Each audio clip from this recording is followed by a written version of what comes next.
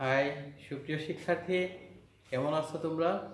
আমি নুরুল ইসলাম শিকদার, প্রভাষক অর্থনীতি, রাজবাড়ী কলেজ, মির্জাপুর, টাঙ্গাইল।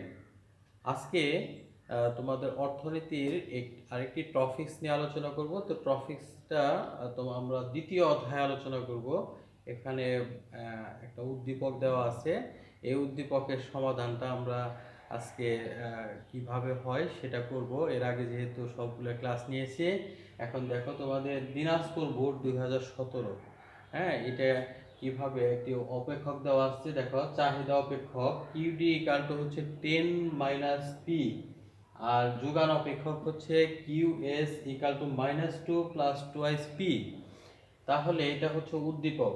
তো উদ্দীপকের কোশ্চেনগুলো হচ্ছে, এখন এখানে যেটা কিউডি হচ্ছে তোমার কি চাহিদার পরিমাণ, আর এখানে দেখো পি হচ্ছে দাম, আর কিউএস হচ্ছে যোগান, আর পি হচ্ছে দাম। তো এখন দেখো, এখানে প্রথম কোশ্চেনটা হচ্ছে যে যোগান কি। দ্বিতীয় কোশ্চেন হচ্ছে বক্ররেখার ঢাল কি স্থির, ব্যাখ্যা করো। গ নাম্বার হচ্ছে উদ্দীপকের আলোকে ভারসাম্য, দাম ও পরিমাণ নির্ণয় করো। এবং ঘ নাম্বার হচ্ছে দাম 6 টাকা হলে বাজারে কি ধরনের প্রভাব পড়বে, উদ্দীপকের আলোকে বিশ্লেষণ করো বা ব্যাখ্যা করো। তো আমরা ক নাম্বারে যেটা বলি যোগান।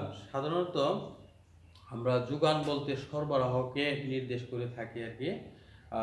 অর্থাৎ অন্যান্য অবস্থা অপরিবর্তিত থাকলে কোনো দ্রব্যের দাম যদি বাড়ে তাহলে যোগানও বাড়ে, দাম কমলে যোগান কমে। তো যোগান বলতে একটি নির্দিষ্ট সময়ে সাধারণত বিক্রেতাগণ যেই পরিমাণ দ্রব্য বিক্রয় করতে প্রস্তুত থাকে তাকে যোগান বলে। যাই হোক, তারপর বলছে বক্ররেখার ঢালকে স্থির, ব্যাখ্যা করো। নিশ্চয় না, বক্ররেখার ঢাল স্থির নয়, কেননা তোমার বক্ররেখার ভূমি অক্ষে এবং লম্ব অক্ষের যে দৈর্ঘ্যের ব্যবধান, এই দৈর্ঘ্যের ব্যবধান সমান হয় না, যার কারণে তোমার বক্ররেখার ঢালটা সমান হয় না বিভিন্ন বিন্দুতে, বা স্থির হয় না, বিভিন্ন বিন্দুতে বিভিন্ন রকম ঢাল হয়। তারপর হচ্ছে উদ্দীপকের আলোকে ভারসাম্য, দাম ও পরিমাণ নির্ণয় করো। তাহলে আমরা দেখো, একটু এদিকে খেয়াল করো তোমরা প্লিজ। দেখো, কিউডি দেওয়া আছে,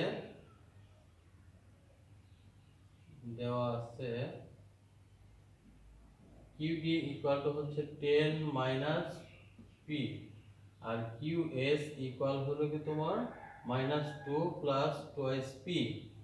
এখন আমরা জানি ভারসাম্য কিউডি ইকুয়াল টু হচ্ছে কিউএস।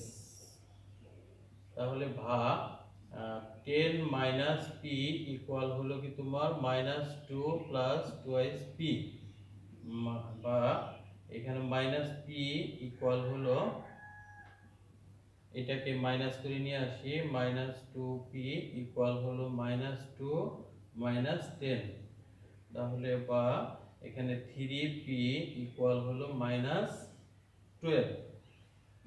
উপর থেকে মাইনাস মাইনাস বাদ দিয়ে দাও, তাহলে p ইকুয়াল টু হচ্ছে 12 বাই হচ্ছে 3, 3 4। সুতরাং p ইকুয়াল টু হচ্ছে কত, 4। ঠিক আছে, এটা হলো ভারসাম্য দাম। এখন এই p এর মান আমরা যে কোনো সমীকরণে বসিয়ে নেই। এটা 1 নং সমীকরণ ধরি, এটা 2 নং সমীকরণ ধরি, যে কোনো সমীকরণে বসাইলে আমাদের মানটা বের হয়ে যাবে। তো সুপ্রিয় শিক্ষার্থী, দেখো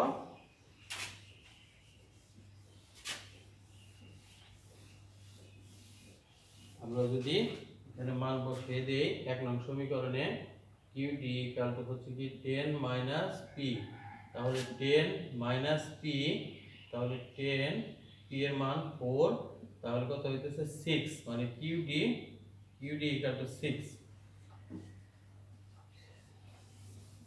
কিউডি ইকুয়াল টু 6। দেখো, সুতরাং কিউডি ইকুয়াল হলো কিউএস ইকুয়াল হলো 6, অর্থাৎ ভারসাম্য পরিমাণ হচ্ছে 6। নিশ্চয় তোমরা বুঝতে পেরেছো। অঙ্ক এগুলো ছোট ছোট সমাধান যদি তুমি করতে পারো, এখানে 3 এ 3 পাওয়া সম্ভব, একও কাটা যাবে না। তোমরা মনোযোগ দিয়ে যদি এগুলো দেখো। তারপরে হচ্ছে কি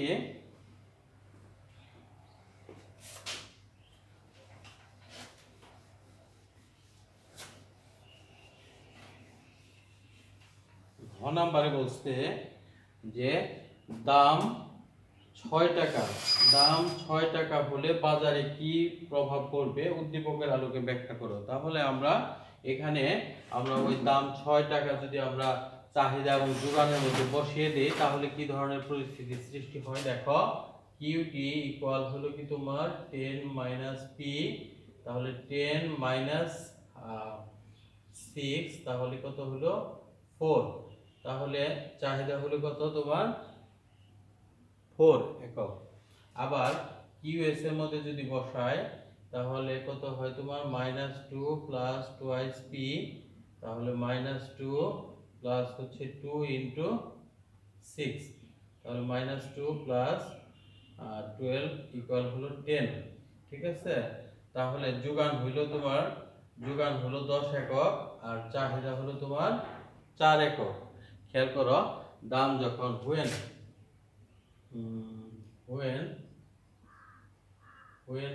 p equal to 6 মানে প্রাইস যখন 6 টাকা, হ্যাঁ, তখন এখানেও লিখতে পারো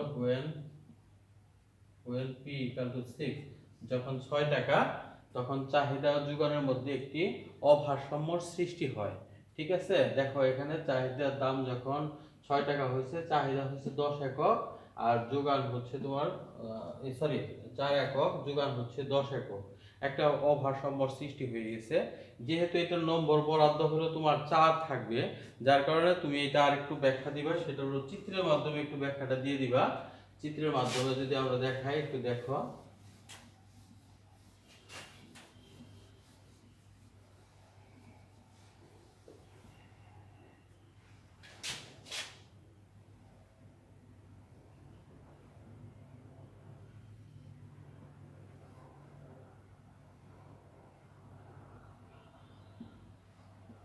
আমরা উদ্দীপক অনুযায়ী আমাদের ভারসাম্য বের হয়েছিল কত, আমাদের যখন দামটা ছিল 4 টাকা তখন আমাদের ভারসাম্য হয়েছিল 6 একক। ঠিক আছে, এই বিন্দুতে ভারসাম্য যদি আমরা এটা বলে দিই, এই বিন্দুতে, তাহলে তোমার এটা হলো এসএস, এটা হলো ডিডি, এটা হলো চাহিদা এবং যোগান, চাহিদা ও যোগান।